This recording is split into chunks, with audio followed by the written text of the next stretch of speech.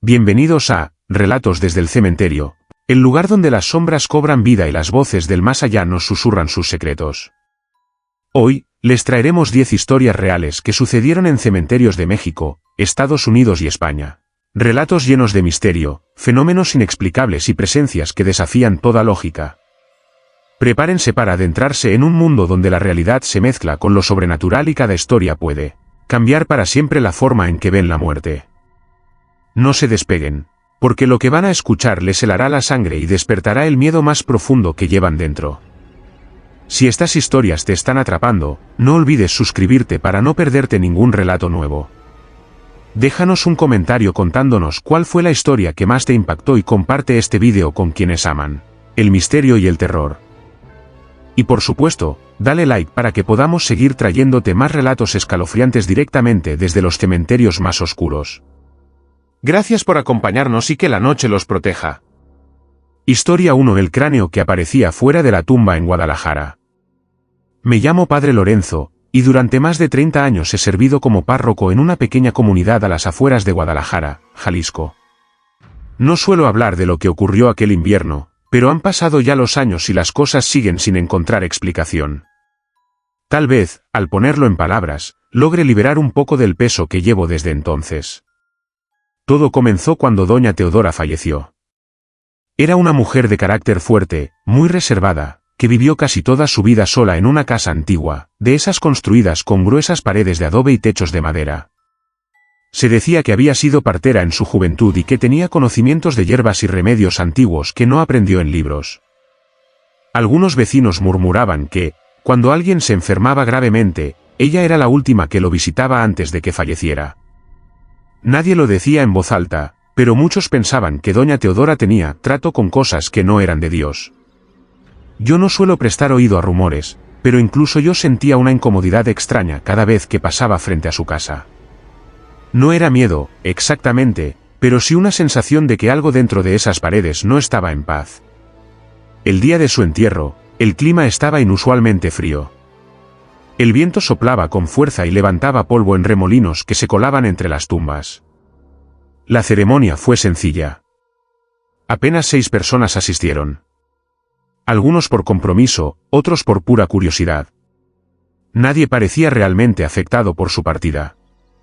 Mientras recitaba las oraciones, noté que el aire se volvía más pesado, como si algo invisible se cerniera sobre nosotros.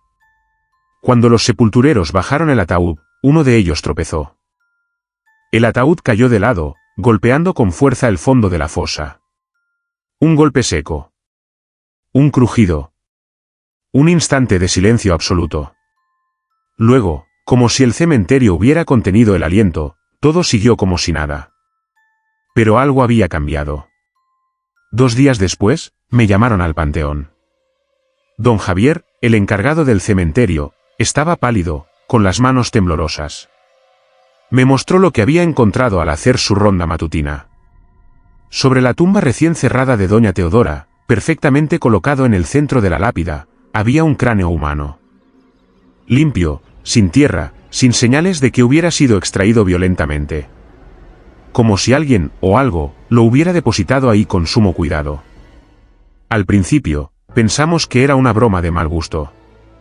Un acto de vandalismo.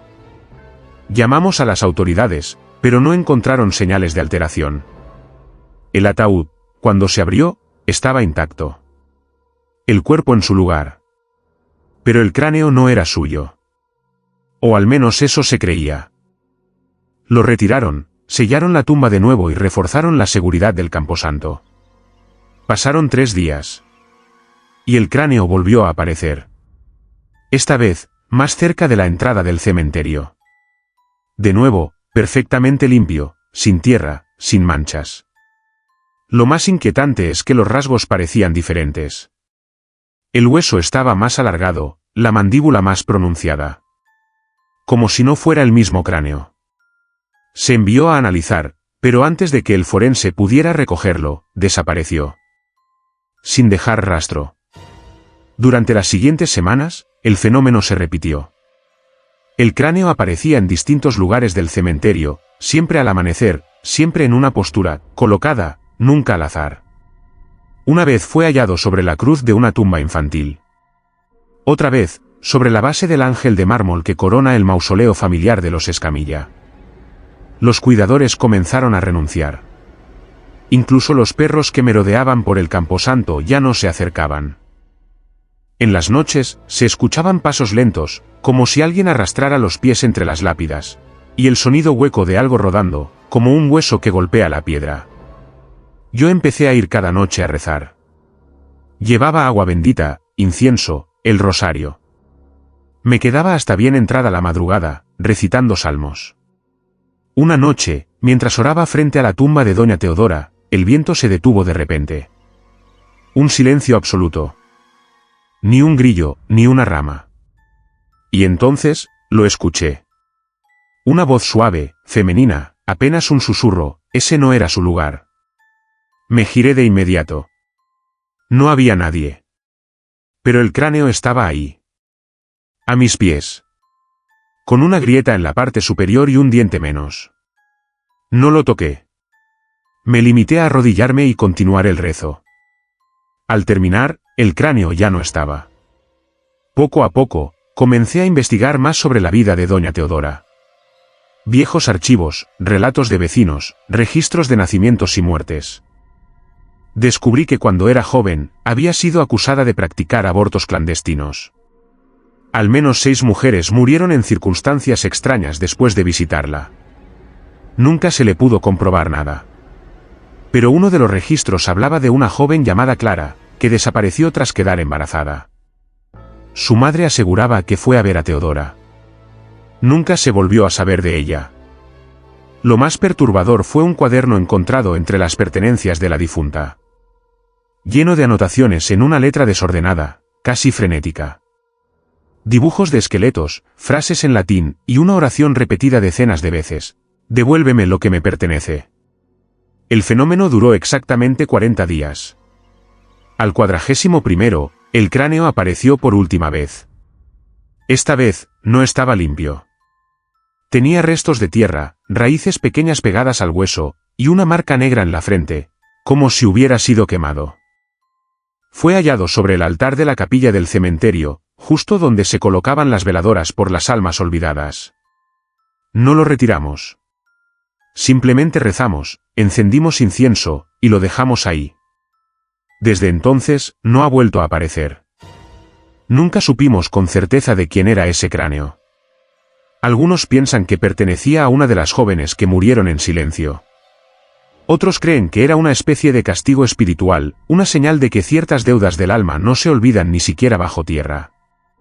Yo, por mi parte, ya no paso de noche por ese sector del cementerio.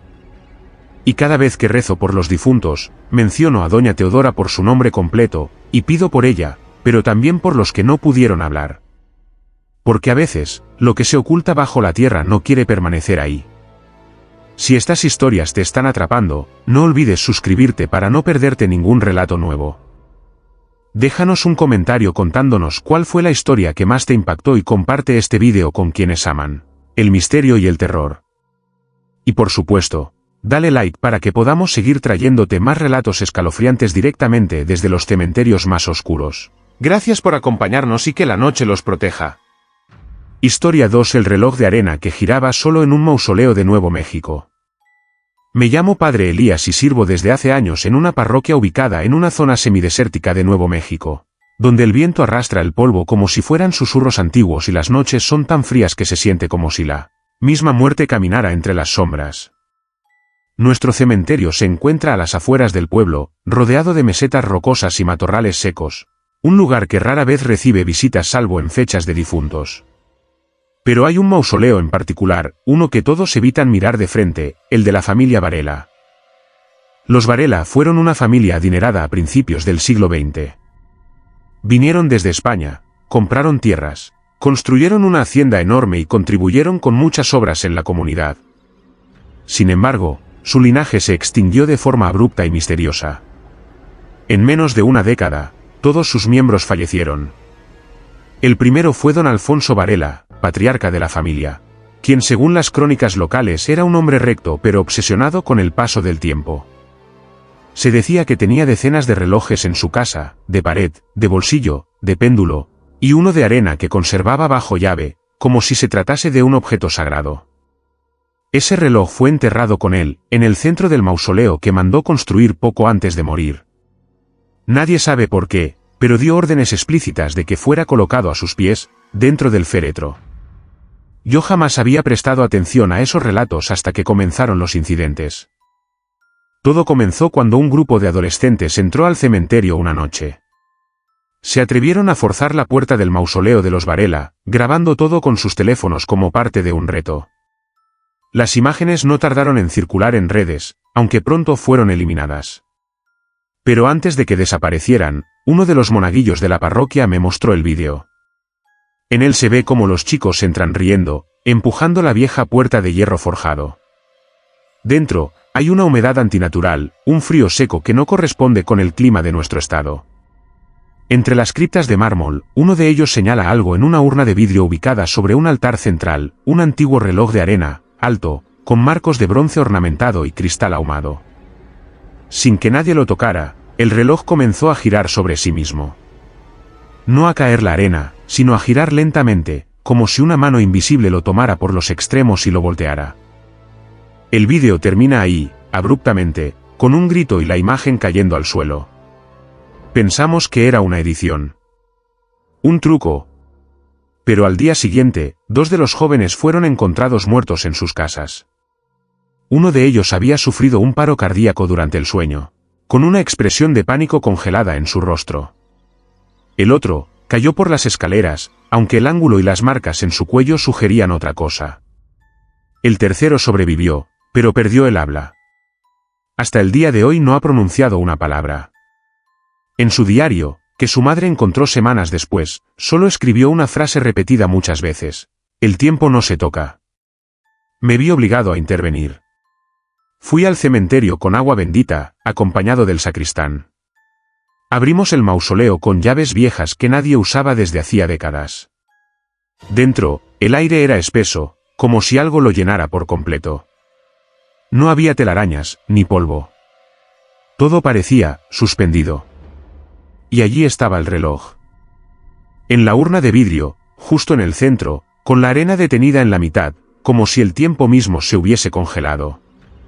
Me acerqué a rezar, y apenas pronuncié las primeras palabras en latín, el reloj giró lentamente, sin tocarse. La arena comenzó a caer, pero hacia arriba. Como si el tiempo retrocediera.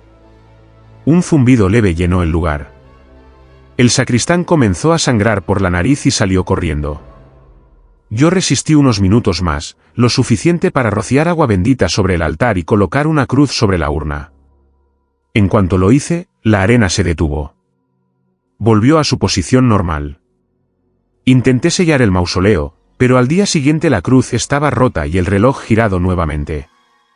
Empezó a pasar cada semana, el reloj giraba solo a la medianoche del jueves al viernes. Nadie podía detenerlo. A los pocos días, el reloj comenzó a influir en el entorno. Las flores alrededor del mausoleo se marchitaban en segundos. Los relojes del cementerio se desincronizaban. El tiempo en los teléfonos se reiniciaba al acercarse. Un visitante aseguró haber pasado solo 10 minutos en el lugar, pero al salir habían transcurrido más de 3 horas. Un sepulturero juró haber visto al propio don Alfonso Varela, pálido como la cera, caminando entre las lápidas con un reloj en la mano, murmurando algo sobre los minutos robados. Entonces decidí investigar a fondo. Encontré una carta antigua escrita por el propio don Alfonso, guardada en un tomo olvidado de la biblioteca parroquial. En ella hablaba de una orden secreta en España, dedicada a dominar los relojes de Dios, es decir, a alterar el curso natural del tiempo para fines personales. Mencionaba rituales prohibidos, invocaciones con arena del desierto y espejos enterrados junto a cadáveres. Decía que había logrado contener el tiempo de su vida en aquel reloj, y que mientras la arena siguiera cayendo, él seguiría existiendo en alguna forma. La carta terminaba con una advertencia escrita con tinta tan oscura que parecía sangre: si se rompe el ciclo, el precio se pagará con años humanos. Comprendí entonces que lo que giraba no era un simple reloj. Era un vínculo con algo más profundo. Una puerta. o quizás una prisión. Intentamos retirarlo. Vinieron autoridades de patrimonio, expertos en antigüedades, incluso un exorcista desde Chihuahua. Nadie pudo tocar el reloj. Cada vez que lo intentaban, la urna temblaba y los relojes de los presentes se detenían. El exorcista enfermó gravemente días después y murió pronunciando fechas inconexas. La última vez que lo vi girar fue durante una tormenta eléctrica. El cielo estaba rojo, como si algo lo desgarrara. Las campanas de la iglesia sonaron solas. La arena caía hacia arriba con furia. Las lápidas vibraban. Se escuchaban voces dentro del mausoleo, como si cientos de relojes hablaran al mismo tiempo. Desde entonces, el reloj permanece quieto. Pero nadie se atreve a entrar. Ni siquiera yo. A veces, los más ancianos del pueblo dicen que se escuchan pasos dentro del panteón, pasos firmes y acompasados, como de alguien que camina al ritmo de un metrónomo invisible. Y algunas noches, los relojes del pueblo se adelantan exactamente 7 minutos. Siempre 7. Como si algo, o alguien, nos recordara que ese tiempo ya no nos pertenece. Yo solo sé una cosa, el tiempo puede ser el mayor regalo de Dios, pero también su castigo más cruel cuando se intenta dominar. El reloj sigue ahí. Y tarde o temprano, volverá a girar. Si estas historias te están atrapando, no olvides suscribirte para no perderte ningún relato nuevo. Déjanos un comentario contándonos cuál fue la historia que más te impactó y comparte este vídeo con quienes aman el misterio y el terror. Y por supuesto, dale like para que podamos seguir trayéndote más relatos escalofriantes directamente desde los cementerios más oscuros. Gracias por acompañarnos y que la noche los proteja. Historia 3: La puerta que se cerró sola durante un entierro en Andalucía. Me llamo Padre Ramón y durante más de 2 décadas he servido como párroco en una pequeña localidad de Andalucía, una de esas villas donde todos se conocen, donde las campanas aún marcan el ritmo de la vida y de la muerte. El cementerio de nuestro pueblo se alza sobre una colina, rodeado de cipreses altos que parecen tocar el cielo, y protegido por una antigua puerta de hierro forjado que ha resistido siglos, tormentas, guerras y terremotos.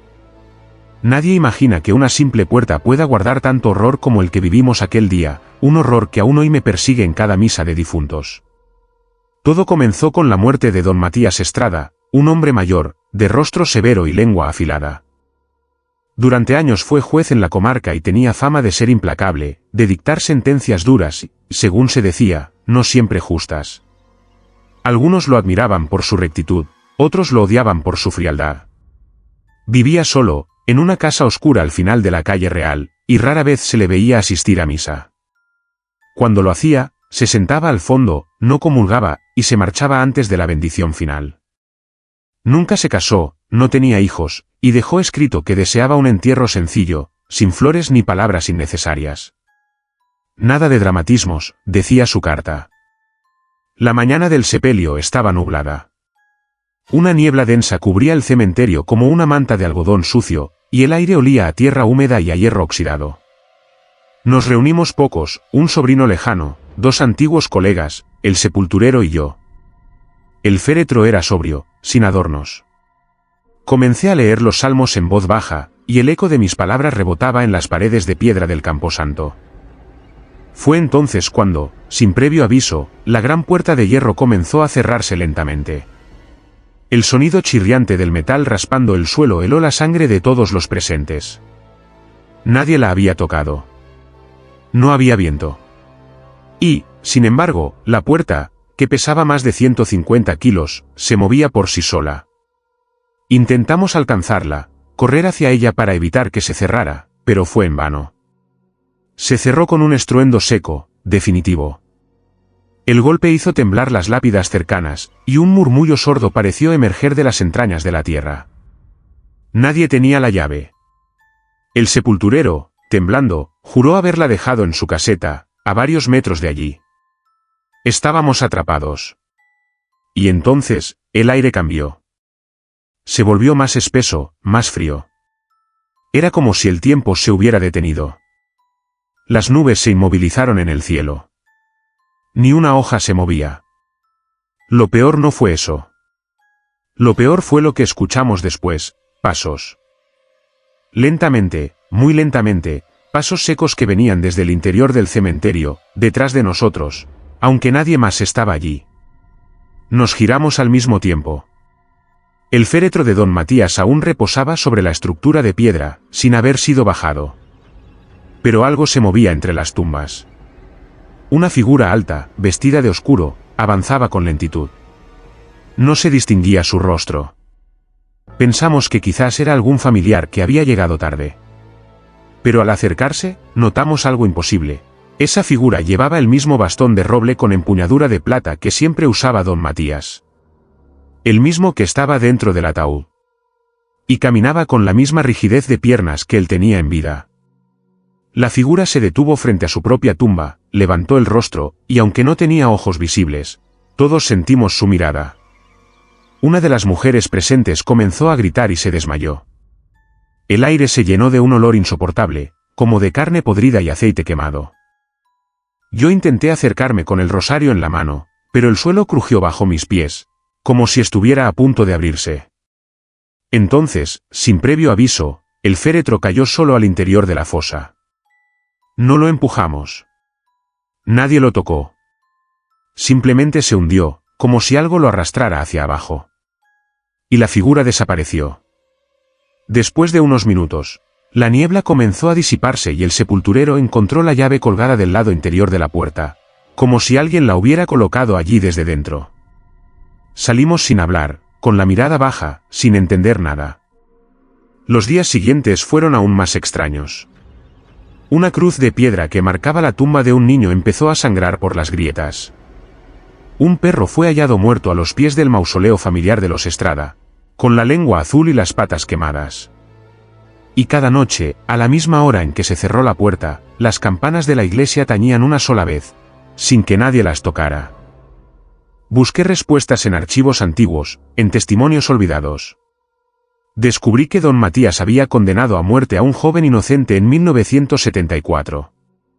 El expediente había sido cerrado, pero una carta anónima decía que el muchacho maldijo a Matías en su última noche, prometiendo que su alma no descansaría jamás. El joven fue enterrado en una fosa común, justo en la misma sección del cementerio donde ahora descansaba el juez. Una tarde, me atreví a regresar solo al cementerio. Llevé conmigo agua bendita, una vela y el expediente del muchacho. Me arrodillé junto a la tumba de don Matías, coloqué la vela encendida sobre la lápida y leí en voz alta el nombre del joven inocente, Manuel Córdoba Sánchez. Apenas pronuncié el último apellido, la llama de la vela se apagó de golpe. Un viento seco me golpeó el rostro, y escuché una risa lejana, hueca, como si viniera de debajo de la tierra. Me marché en silencio, y desde entonces no he vuelto a celebrar misa en ese sector del cementerio. Muchos vecinos aún hablan de lo ocurrido. Algunos dicen que fue el alma de Manuel quien cerró la puerta para impedir que el juez escapara de su castigo eterno. Otros creen que fue el propio Matías, negándose a ser enterrado en tierra consagrada. Yo no sé qué fue. Solo sé que esa puerta ya no volvió a abrirse igual. Aunque los cerrajeros la arreglaron, aunque los herreros la reforzaron, cada vez que se cierra, lo hace con un susurro que hiela la sangre. Como si dijera, ya es tarde. Y cuando alguien muere en el pueblo, siempre surge el temor, que en su entierro, la puerta vuelva a cerrarse sola. Porque hay puertas que no solo separan a los vivos de los muertos, también retienen a los que aún no han pagado por lo que hicieron. Si estas historias te están atrapando, no olvides suscribirte para no perderte ningún relato nuevo. Déjanos un comentario contándonos cuál fue la historia que más te impactó y comparte este vídeo con quienes aman el misterio y el terror. Y por supuesto, dale like para que podamos seguir trayéndote más relatos escalofriantes directamente desde los cementerios más oscuros. Gracias por acompañarnos y que la noche los proteja. Historia 4. El féretro que olía a flores en pleno invierno en Zacatecas. Mi nombre es Padre Justino, y desde hace 15 años, sirvo como sacerdote en un pequeño pueblo minero en las montañas de Zacatecas. Aquí, el invierno no es solo frío, es duro, seco, mordaz. El aire corta la piel y la tierra se endurece como piedra. En esos meses, las flores mueren, las calles se vacían, y el cementerio, ubicado al final del camino empedrado, entre colinas polvorientas, se vuelve aún más solitario y desolador. Por eso, Cuando comenzó a emanar un intenso aroma a flores frescas desde una de las tumbas en pleno diciembre, todos supimos que algo no estaba bien. Todo comenzó con la muerte de Florinda Morales, una mujer en apariencia común, pero que durante toda su vida fue objeto de rumores. Se decía que hablaba con las sombras, que dormía con los ojos abiertos y que cada noche dejaba una rosa blanca sobre la tumba de un hombre que nadie conocía. No tenía hijos ni esposo. Vivía sola, en una casa antigua cerca del barranco, donde jamás crecía pasto ni se posaban las aves. Algunos la llamaban la viuda del silencio, aunque jamás se le conoció un matrimonio. Cuando murió, en su cama, sin enfermedad aparente ni signos de violencia, el médico del pueblo dijo que su corazón simplemente se detuvo. Tenía 81 años. La velamos en la parroquia, como es tradición. El aire estaba helado. Las velas parpadeaban como si algo invisible respirara cerca. A pesar de que era invierno y las flores escaseaban, sobre su ataúd había un ramo de lirios frescos, tan blancos que casi dolía mirarlos. Nadie supo quién los trajo.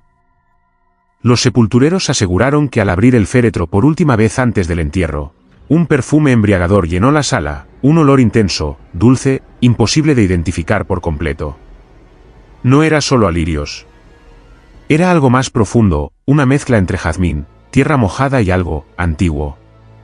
Uno de ellos, llamado Emilio, salió corriendo, pálido como un papel, diciendo que dentro del ataúd la mujer tenía una leve sonrisa que no estaba ahí el día anterior. El entierro fue al día siguiente. Yo presidí la misa. El viento soplaba con fuerza, levantando polvo y haciendo vibrar las puertas del templo. Al llegar al cementerio, notamos que la zona donde yacía la tumba de Florinda estaba completamente libre de escarcha, como si el calor de primavera emanara del subsuelo. Y el perfume seguía allí. Más fuerte, más penetrante. No importaba cuán lejos estuvieras de la tumba, el aire olía como si alguien acabara de llenar el camposanto de flores recién cortadas. La mayoría guardó silencio, algunos murmuraron oraciones rápidas. A todos nos incomodaba. No era natural. Pasaron los días, y el aroma no solo persistía, se intensificaba. Era imposible caminar cerca de esa tumba sin sentir el olor, como si la muerte se negara a oler a muerte. En cambio, ese perfume floral llenaba el aire. Los visitantes empezaron a evitar esa sección. Algunos decían que oían susurros mientras pasaban junto a la lápida. Otros aseguraban que las flores artificiales que llevaban a sus difuntos se marchitaban al acercarse a la tumba de Florinda. Lo peor fue cuando comenzaron a florecer lirios verdaderos sobre su sepultura, a pesar del suelo helado y la falta total de riego. No era posible. Ni siquiera en primavera crecen flores allí. Pero allí estaban, frescos, brillantes, como recién plantados por una mano invisible. Un joven que limpiaba el cementerio contó que una madrugada, mientras barría los pasillos de piedra, vio una figura de mujer de pie junto a la tumba. Vestía de negro y tenía el cabello largo. Él pensó que era una visitante, pero al acercarse notó que flotaba ligeramente sobre el suelo. No dejaba huellas. Alzó la vista, y ella le miró con ojos completamente blancos. El muchacho huyó y jamás volvió a pisar el cementerio.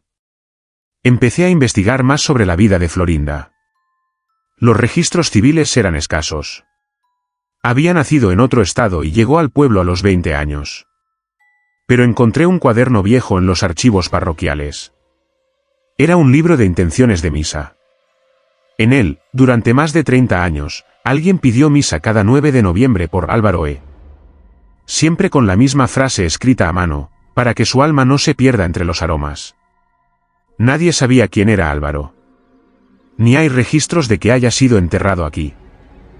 Pero al revisar antiguas escrituras de terrenos, descubrí que la casa de Florinda había pertenecido, en 1912, a un joven boticario llamado Álvaro Esquivel, quien murió repentinamente en circunstancias sospechosas, una mezcla mal preparada, una explosión, su cuerpo calcinado. Una anciana del pueblo, la única que aún recordaba algo de esa época, me dijo que Florinda hablaba en sueños. Que por las noches su voz salía por la ventana, repitiendo una y otra vez el mismo nombre, Álvaro. Decía que él no descansaba, que aún olía a flores, y que su promesa seguía sin cumplirse. La anciana, con los ojos llenos de miedo, Juró que Florinda había hecho un pacto con la muerte para retener su perfume, para no olvidarlo nunca. Que el día que ella muriera, su cuerpo sería la flor, y su tumba el jardín donde se reunirían. Una noche, vencido por la duda, fui al cementerio con agua bendita y una pala. No pensaba exhumarla, pero necesitaba confirmar algo. Al llegar, el perfume era tan fuerte que me hizo marearme.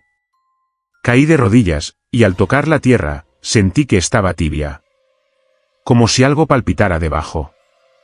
Entonces, desde el interior, escuché claramente una voz. No era un susurro.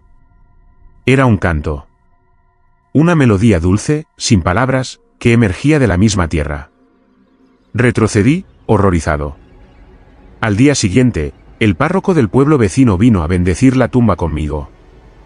Pero las flores seguían ahí. Incluso después de ser arrancadas, volvían a crecer. Nadie pudo explicar por qué. Hoy, varios años después, la tumba de Florinda sigue oliendo a flores. Ya no crecen lirios, sino jazmines. Cambian según la estación, aunque el clima no lo permita. Nadie más ha sido enterrado cerca. Es como si su presencia lo impidiera. Y a veces, al anochecer, cuando el viento se detiene y el cielo se tiñe de rojo, se escucha nuevamente esa canción, ese canto sin voz, que flota entre las lápidas y estremece el alma. Los más viejos del pueblo dicen que Florinda no amaba a un hombre, sino a su esencia, a su perfume, a su recuerdo eterno. Que convirtió su tumba en un altar de fragancias para que el olvido jamás la alcanzara. Y yo, cada vez que paso junto a esa lápida, rezo en silencio. No por Florinda, sino por Álvaro.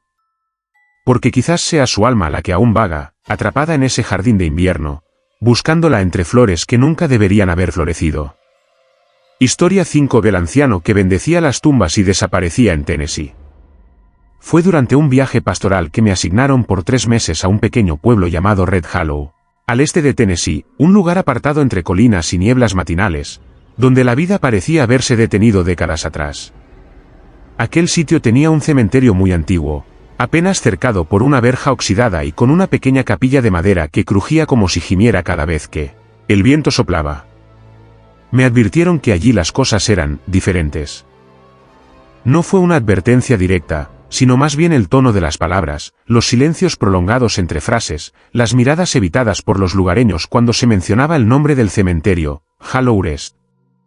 La primera vez que lo visité fue para bendecir una tumba recién colocada. La lápida era de mármol blanco, pero ya estaba salpicada por una humedad verdosa que no correspondía con su reciente colocación. Mientras me preparaba para la oración, percibí un aroma extraño en el aire, una mezcla entre tierra húmeda, incienso y algo más, algo metálico, como sangre vieja. No le di demasiada importancia en ese momento. Pero justo cuando me disponía a persignarme, vi a un anciano al otro extremo del camposanto. Vestía un abrigo negro hasta los tobillos, un sombrero desgastado y en la mano derecha llevaba un bastón retorcido, como tallado en raíz.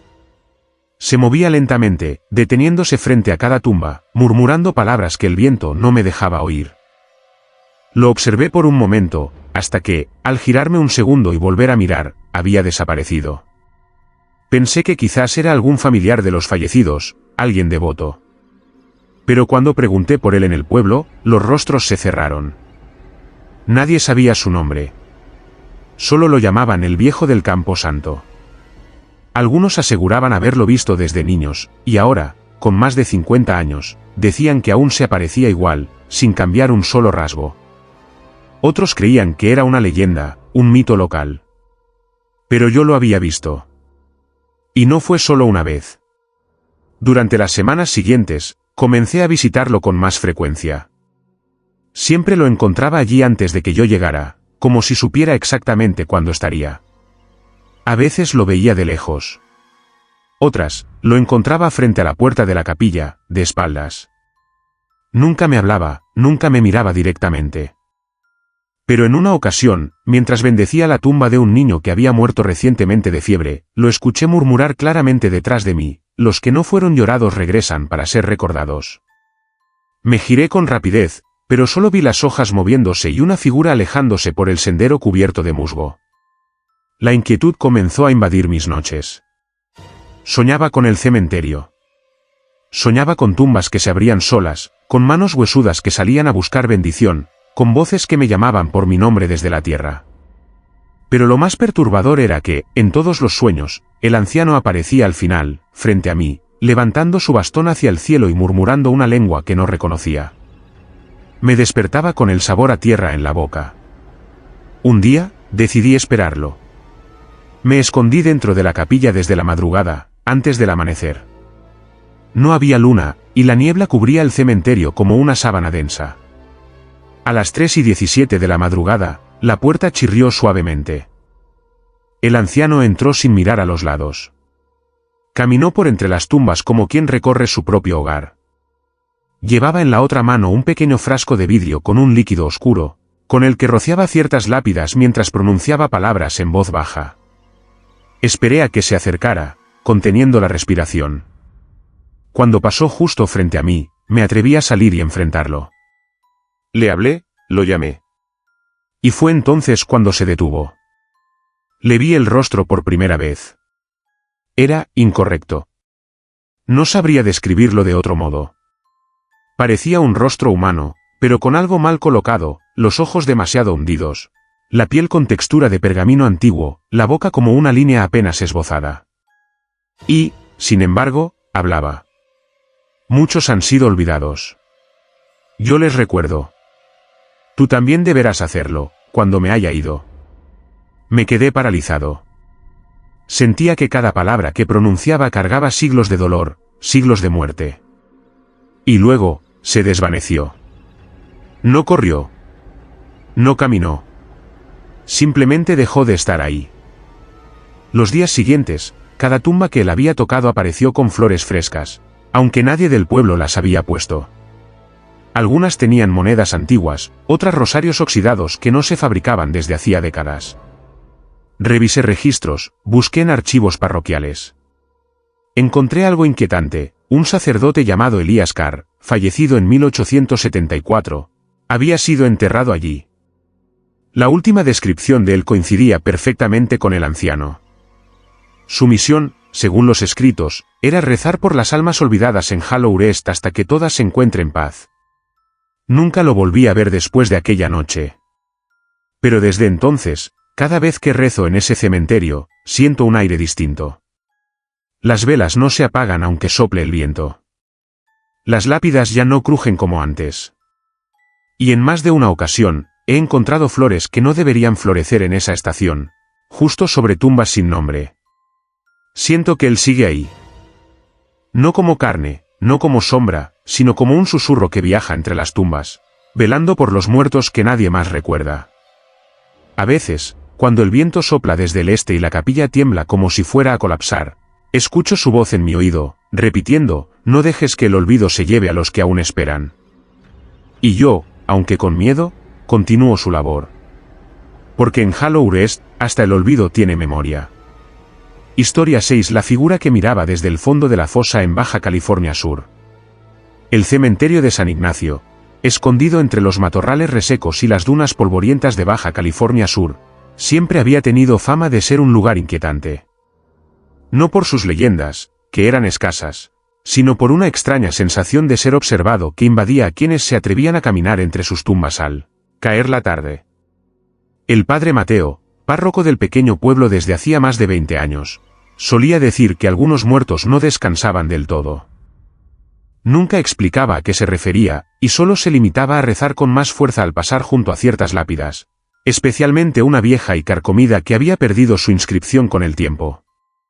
Una mañana de enero, cuando el frío marino se colaba hasta los huesos y el aire olía a sal rancia, llegó al pueblo la noticia del fallecimiento de don Adrián Montoya, un hombre solitario, antiguo pescador y devoto silencioso, que vivía cerca del acantilado. No tenía familia, pero había dejado pagado su entierro años antes. Se decidió enterrarlo en una pequeña parcela al fondo del cementerio, donde el terreno era más duro y las fosas debían cavarse con picos. El sepulturero, Toño, un joven callado que heredó el oficio de su padre, se presentó temprano para abrir la tumba.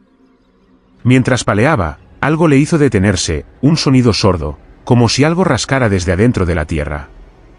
Pero descartó la idea, culpando al viento, que a veces ululaba como un lamento.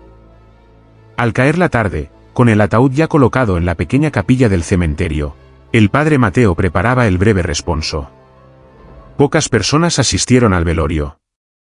El silencio era espeso, roto solo por las plegarias del sacerdote. La sepultura sería al día siguiente, al mediodía. Pero en la noche, mientras Toño pasaba por el cementerio camino a su casa, juró ver una figura agachada junto a la fosa recién cavada. Llevaba un sombrero viejo, como el que don Adrián usaba, y parecía estar mirando hacia el fondo del hueco. Toño gritó, pero la figura no se inmutó. Cuando se acercó, ya no había nadie. La tierra seguía intacta, y la pala apoyada donde él la había dejado. Atribuyó la visión al cansancio y siguió su camino. Al día siguiente, la ceremonia de entierro fue breve.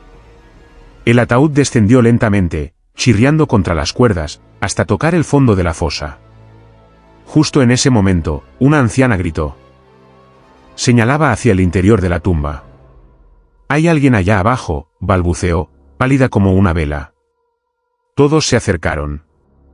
Lo que vieron fue una impresión fugaz, un rostro al fondo, bajo el ataúd, con los ojos abiertos, inmóviles, mirando fijamente hacia arriba.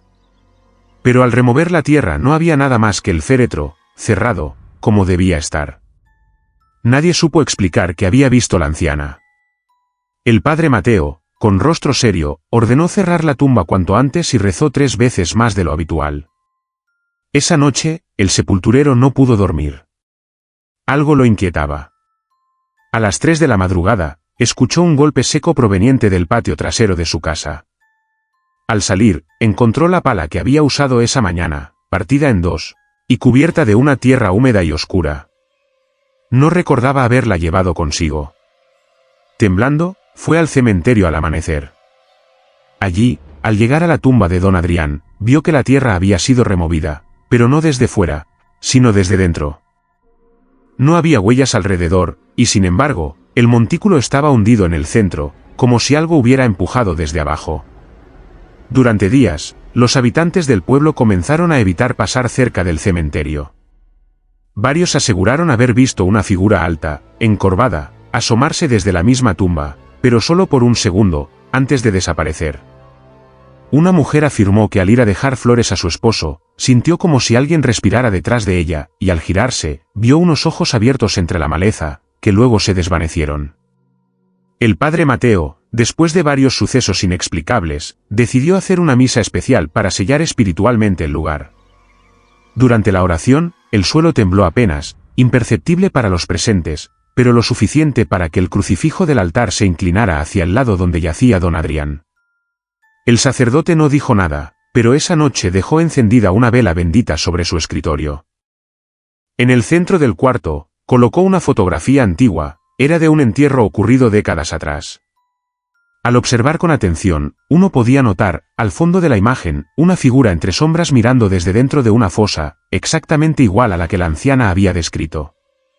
Y lo más inquietante, no era don Adrián. La foto databa de 1947. Desde entonces, la tumba de don Adrián se convirtió en un lugar evitado incluso por los más valientes. Las cruces alrededor comenzaron a torcerse solas, y una de las lápidas cercanas se partió en 2 sin razón aparente. Una noche, el padre Mateo escribió en su diario, no era Adrián quien fue enterrado. Él solo despertó algo que estaba esperando. Cerró el cuaderno, rezó el rosario de espaldas a la ventana, al girarse, vio por un instante una figura alta observándolo desde la fosa a través de la oscuridad. Desde entonces, nadie volvió a pasar por el cementerio después del atardecer, y esa fosa nunca volvió a ser cubierta del todo. La tierra se hunde cada vez más, como si algo aún quisiera salir. Si estas historias te están atrapando, no olvides suscribirte para no perderte ningún relato nuevo. Déjanos un comentario contándonos cuál fue la historia que más te impactó y comparte este vídeo con quienes aman el misterio y el terror. Y por supuesto, dale like para que podamos seguir trayéndote más relatos escalofriantes directamente desde los cementerios más oscuros. Gracias por acompañarnos y que la noche los proteja. Historia 7. El eco que respondía con frases distintas en Navarra. Era un cementerio antiguo, casi olvidado, en un pequeño pueblo escondido entre los montes húmedos de Navarra. Los registros más viejos mencionaban entierros desde el siglo XVII, aunque muchas de las lápidas ya ni siquiera conservaban los nombres. La humedad había devorado los grabados y la maleza crecía sin control, como si la tierra misma quisiera esconder lo que allí descansaba. El padre Íñigo llegó al pueblo tras una transferencia inesperada. Era un sacerdote de edad mediana, acostumbrado a las parroquias modernas, con cementerios organizados y criptas selladas con mármol. Pero al llegar a aquel sitio, notó que el cementerio era diferente. Nadie lo visitaba. Las tumbas, cubiertas de musgo, parecían haber sido olvidadas por todos, o ignoradas intencionadamente. Los primeros días fueron tranquilos, aunque cargados de una sensación espesa, como si el aire mismo retuviera los sonidos.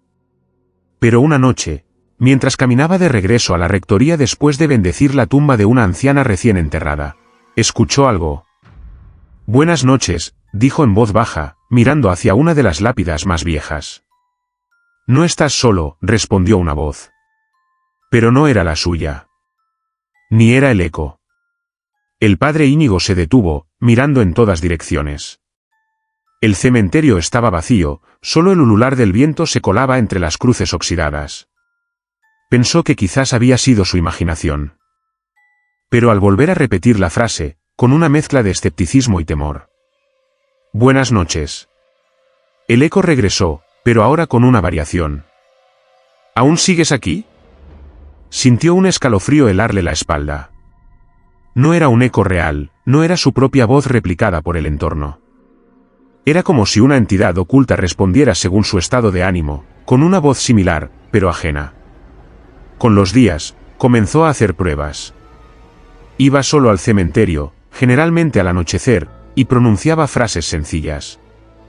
Y siempre obtenía respuestas diferentes. «¿Quién está ahí?» «Los que nunca se fueron». «¿Por qué me respondes?» «¿Por qué nos hablas?» «¿Qué quieres?» «Que recuerdes».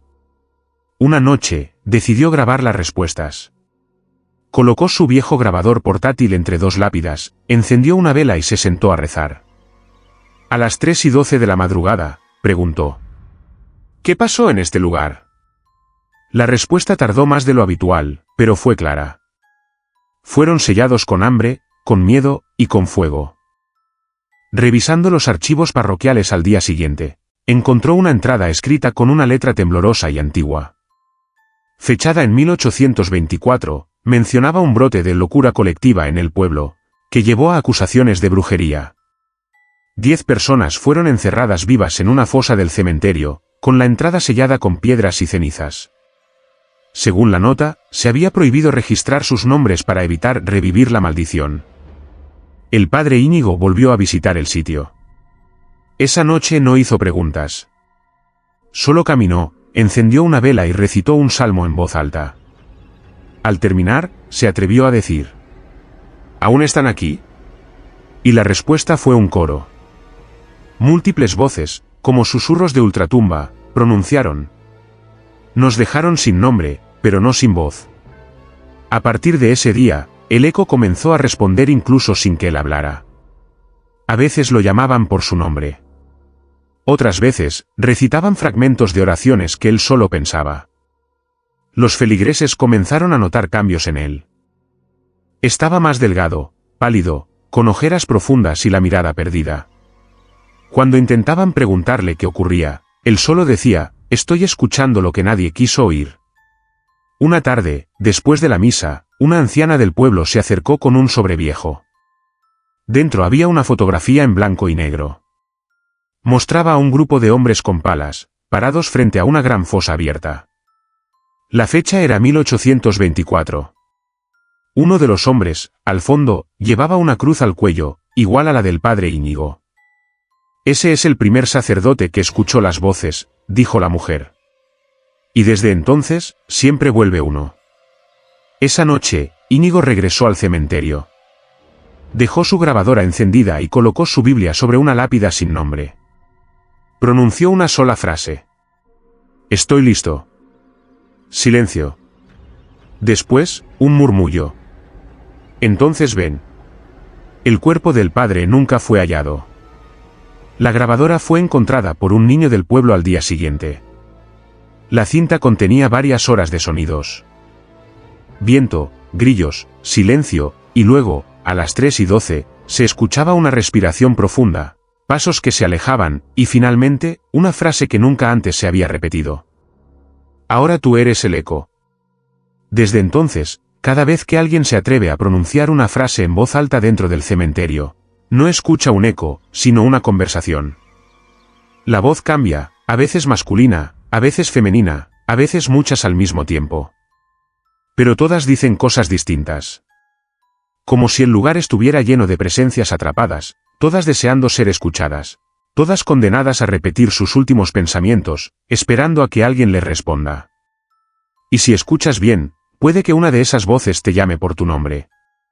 Historia 8. Las fotografías que cambiaban de lugar dentro de un nicho en Hidalgo. Hay cosas que los vivos no deberíamos tocar. Objetos que, aunque parezcan inofensivos, están cargados de una energía tan densa que basta con moverlos de sitio para despertar lo que duerme desde hace años, o siglos. Eso lo aprendí demasiado tarde, cuando acepté ayudar a reorganizar una sección antigua del Panteón de San Bartolo, en Hidalgo. Mi nombre es Elías, y durante más de 20 años he sido sacristán en una parroquia pequeña a las afueras de Pachuca.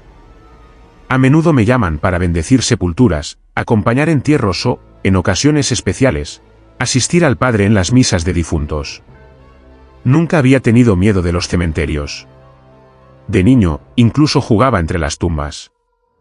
Pero todo cambió cuando entré al nicho número 74. Ese día, don Aurelio, el encargado del panteón, me pidió que lo ayudara con una sección olvidada del osario. Era un conjunto de nichos sellados desde hacía décadas, construidos en una pared que miraba hacia el poniente. El cemento de muchos de ellos estaba desgastado, y las fotografías de los difuntos lucían tan viejas que apenas se distinguían los rostros. Algunas placas se habían caído. Otras simplemente desaparecido. Al llegar al nicho 74, noté algo extraño. 3 fotografías reposaban en la parte inferior, dentro de una especie de hornacina que debía estar vacía. Eran retratos en sepia, antiguos, de personas que no figuraban en ninguna de las placas. Uno mostraba a una mujer joven con los ojos cerrados, otro, a un hombre mayor con expresión adusta, y el tercero, a un niño de no más de 6 años. Todos vestían ropa de principios del siglo XX. Pensé que alguien los habría colocado ahí por error, así que las saqué con cuidado y las puse dentro de una caja junto a otras pertenencias. Volví al día siguiente para continuar la limpieza, y al abrir la hornacina, las 3 fotos estaban de nuevo en su lugar. Exactamente en la misma posición en que las había encontrado. Me congelé. Revisé la caja donde las había guardado, vacía. Pregunté a don Aurelio si él las había devuelto, pero me juró que nadie más había entrado en esa zona. Pensé que tal vez me había confundido, que tal vez no las había guardado bien. Pero no. Al día siguiente, las cambié de lugar una vez más, esta vez colocándolas en una caja de metal que cerré con candado y dejé en mi casa, lejos del cementerio. Pasaron 2 días. En la tercera visita, volví al nicho. Las fotografías estaban ahí de nuevo, como si jamás las hubiera tocado. Fue entonces cuando comencé a tener sueños extraños. Soñaba con la mujer de la foto, parada frente a mi cama. No tenía ojos, solo cuencas negras, profundas. Me señalaba y murmuraba algo que no alcanzaba a comprender, una lengua antigua o deformada. En otra ocasión, soñé con el niño, parado frente a una pila de tumbas abiertas, con las manos ensangrentadas. Despertaba empapado en sudor, temblando, con una sensación de muerte encima que no se iba durante horas. Decidí llevar las fotos al padre Mateo. Las observó detenidamente y luego me miró con un rostro pálido, sin color. Me dijo que no pertenecían a ese panteón. Que en los registros parroquiales no existía ninguna sepultura con esos nombres ni fechas. Lo más extraño era que cada retrato tenía un nombre escrito a mano por detrás, pero los nombres cambiaban. La primera vez que los leí, los nombres eran Irene, Ramón y Tomás. 2 días después, cuando revisé nuevamente, los nombres decían Dolores, Alberto y Esteban. Y no solo eso, la expresión de los rostros también se alteraba sutilmente. El niño, por ejemplo, ya no sonreía, parecía fruncir el ceño. La mujer abría apenas los ojos. Y el hombre parecía más envejecido, como si su carne comenzara a pudrirse en la fotografía. El padre decidió que debíamos hacer una misa de liberación en el lugar. Al llegar al nicho 74, notamos que algo más había cambiado. Ahora había una cruz de hierro oxidado, pequeña, clavada justo sobre la hornacina. Nadie recordaba haberla puesto. Don Aurelio dijo que no había sido él. Ninguno de los trabajadores sabía nada. Durante la misa, al mencionar el nombre de los 3 supuestos difuntos, un viento helado atravesó el cementerio, tan frío que todos los presentes sintieron que el aliento se les cortaba. Una señora mayor que estaba de visita comenzó a llorar sin razón aparente. Y al terminar la oración final, una de las fotografías, la del niño, cayó por sí sola al suelo, rompiéndose en 2. Esa noche, soñé que el niño me hablaba. Estaba dentro del nicho, rasguñando el vidrio desde adentro, y me decía: no debiste movernos. No era tu lugar. Desperté con marcas en el antebrazo, como pequeños rasguños. El padre Mateo, al verlas, me recomendó alejarme del cementerio por un tiempo. Pero algo me obligó a volver. Una sensación de deuda, de que había abierto algo que no debía y ahora debía cerrarlo. Volví una última vez, armado con agua bendita, incienso, y una oración que el padre me enseñó para casos extremos. Al llegar al nicho 74, vi que las fotografías estaban ahora alineadas de una forma distinta. Formaban un triángulo, y al centro, había aparecido una cuarta imagen. Una completamente negra. Sin rostro. Sin forma. Recité la oración entre temblores, sintiendo que algo me observaba desde todos los rincones del panteón. El viento soplaba sin cesar, y los árboles crujían como si se quejaran. Al terminar, grité: no les pertenezco. Regresen al silencio. La fotografía negra se encendió por un segundo. Un destello breve. Y luego, nada. Solo silencio. Desde entonces, nadie ha vuelto a mover esas fotos. Yo dejé de asistir a ese panteón. El nicho 74 fue clausurado, sellado con concreto y sin identificación alguna. Pero sé que no se ha terminado. Cada tanto, me despierto con la sensación de que alguien me observa desde una vitrina lejana. Y a veces, en mi casa, escucho el crujido de una caja metálica, como si intentaran salir. Hay cosas que no se deben mover. Ni siquiera mirar. Porque algunos muertos no descansan en paz. Algunos, están esperando que los llames por su verdadero nombre. Historia 9: El cuervo que nunca se movía en el cementerio de Georgia. En las afueras de un pequeño pueblo llamado Marietta, en el estado de Georgia, se encuentra un cementerio que lleva el nombre de Old Pine. Sus árboles centenarios se alzan como guardianes silenciosos. Sus ramas crujen con el viento y el musgo cuelga de sus troncos como cabellos envejecidos. A simple vista, es un lugar común, sin señales ni leyendas oficiales que lo distingan. Sin embargo, entre los locales circula una historia oscura y persistente que ha pasado de generación en generación. La presencia de un cuervo negro que jamás se movía de la tumba de un hombre sin nombre. Todo comenzó hace décadas, cuando un hombre misterioso fue enterrado en una parcela al extremo del cementerio. Sin lápida, sin nombre, sin nadie que reclamara su cuerpo. Algunos decían que era un vagabundo, otros que un fugitivo que encontró su final en esas tierras. Lo único cierto es que, desde el día de su entierro, un cuervo negro apareció posado sobre su tumba y nunca se fue. Los vigilantes del cementerio y los pocos visitantes notaban que ese cuervo no hacía lo que los demás. No graznaba ni volaba, no cambiaba de rama ni se alejaba ni siquiera para alimentarse. Estaba allí, inmóvil, con los ojos fijos en el horizonte. Lo más extraño es que, a pesar de que pasaban años, el animal no envejecía, no mostraba signos de vida ni de muerte. Era como si fuera una estatua viva, un símbolo petrificado de algo oscuro que nadie quería entender. Yo llegué a Marietta hace algunos años, como capellán de la parroquia cercana. La primera vez que me hablaron de ese cuervo pensé que era un mito para asustar a los niños. Pero el día que visité el cementerio y lo vi, supe que había algo que escapaba a la lógica. Era un día nublado, con una niebla densa que casi parecía moverse por sí sola entre las lápidas. Caminé hacia la zona donde me indicaron que estaba la tumba sin nombre. Ahí estaba, sobre una vieja lápida de piedra rota, un cuervo negro que parecía esculpido en obsidiana. Sus ojos reflejaban una luz fría y penetrante, como si en ellos habitara el alma del mismo lugar. Me acerqué lentamente, pero el cuervo no reaccionó. Ni un parpadeo, ni un leve movimiento. Me senté a su lado y comencé a orar. Pero en lugar de paz, sentí un frío intenso que me recorrió la columna vertebral.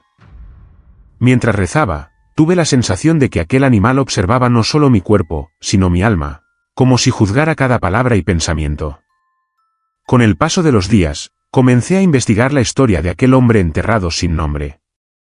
Los archivos municipales eran vagos y la mayoría de los registros se habían perdido en un incendio décadas atrás. Sin embargo, logré encontrar testimonios de ancianos que recordaban una tragedia. Un hombre llamado Thomas Whitaker, acusado de un crimen horrible que no cometió, que fue linchado por la multitud y abandonado en el cementerio sin dignidad ni memoria. La leyenda dice que, antes de morir, Thomas juró que su espíritu jamás descansaría y que un guardián vendría a proteger su tumba para que nadie profanara su inocencia. Y así fue como apareció aquel cuervo, símbolo de muerte y de justicia eterna, vigilando cada noche sin descanso. Los meses siguientes fueron inquietantes. Vecinos me contaron que, en noches de tormenta, se oía el sonido de alas golpeando fuerte, pero nadie veía al cuervo moverse. Otros afirmaron que el animal desaparecía por breves momentos, solo para reaparecer minutos después en el mismo lugar, como si atravesara el tiempo y el espacio. Una noche, mientras hacía una vigilia en el cementerio, noté que el cuervo comenzó a emitir un graznido bajo, profundo, casi humano.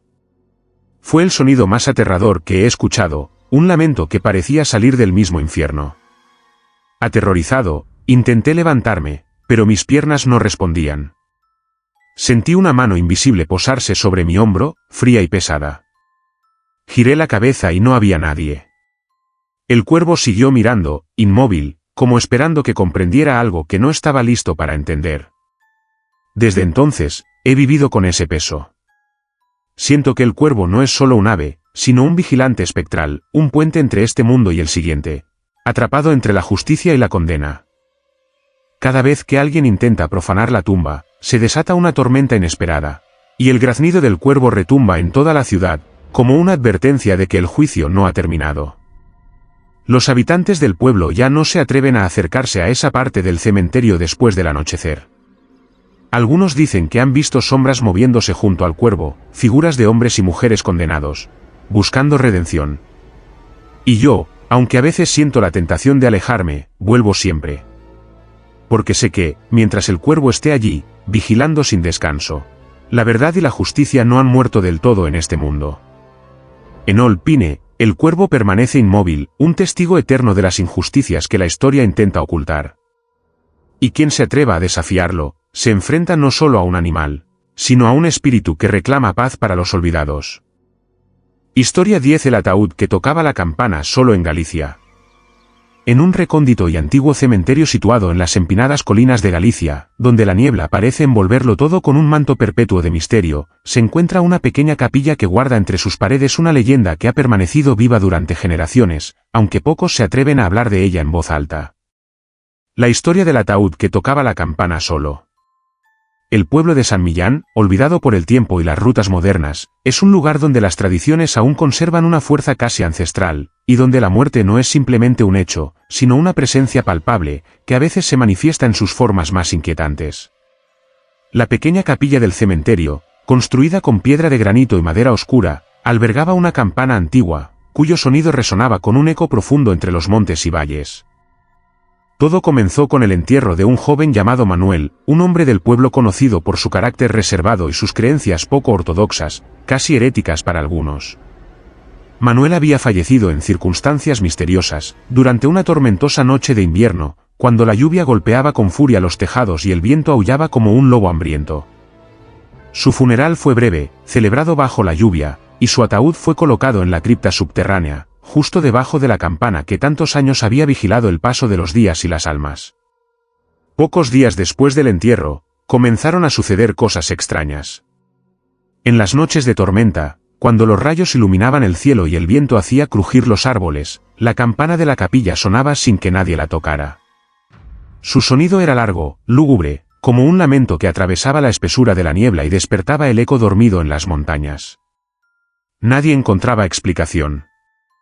Los habitantes, aterrorizados, decían que era el alma de Manuel intentando comunicarse o buscando justicia por su muerte. El párroco del pueblo, el padre Santiago, hombre de fe inquebrantable y también de temores ocultos, decidió investigar. Bajó a la cripta para inspeccionar el ataúd de Manuel, y lo que vio lo heló hasta la médula. El ataúd, hecho de madera maciza y cerrado con clavos de hierro, estaba húmedo, y en la tapa, que debería estar firme, se percibían golpes suaves pero constantes, como si alguien intentara golpear desde dentro. Pero al abrir el féretro, no había nadie. El cuerpo de Manuel yacía inalterado, con una expresión tranquila, pero sus manos estaban marcadas por los golpes que parecían venir desde el interior. Desde entonces, el fenómeno se volvió habitual. Cada vez que la tormenta azotaba San Millán, la campana sonaba sola, y en ocasiones, quienes se acercaban al cementerio afirmaban ver sombras moviéndose bajo la cripta. Algunos vecinos aseguraban haber escuchado susurros y lamentos que pedían auxilio o justicia. Las campanas que antes solo anunciaban las horas y funerales, ahora parecían emitir un mensaje que nadie podía descifrar del todo. El padre Santiago comenzó a pasar noches enteras en la capilla, rezando y tratando de calmar el alma inquieta. Pero la presencia solo parecía intensificarse. En sus vigilias, sentía como la temperatura bajaba, como si un frío ancestral se posara sobre sus hombros. Una noche, mientras leía antiguos textos en busca de alguna explicación, descubrió que Manuel había sido acusado injustamente de un crimen que no cometió, y que su muerte había sido un asesinato encubierto por algunos poderosos del pueblo. En un intento por liberar al alma, el padre Santiago organizó una misa especial, invocando la misericordia divina y pidiendo perdón en nombre de todos.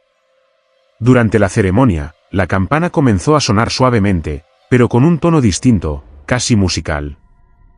Fue entonces cuando el sacerdote comprendió que el ataúd ya no golpeaba para llamar la atención, sino para despedirse. Desde aquel día, la campana dejó de sonar sola, y el pueblo volvió a la calma. Pero cada vez que hay tormenta en Galicia, muchos aseguran que se puede escuchar un suave repiqueteo, como si un alma agradecida tocara la campana desde el silencio de la cripta, recordándonos que incluso en la muerte, la justicia y la verdad pueden prevalecer. Si estas historias te están atrapando, no olvides suscribirte para no perderte ningún relato nuevo. Déjanos un comentario contándonos cuál fue la historia que más te impactó y comparte este vídeo con quienes aman el misterio y el terror. Y por supuesto, dale like para que podamos seguir trayéndote más relatos escalofriantes directamente desde los cementerios más oscuros. Gracias por acompañarnos y que la noche los proteja.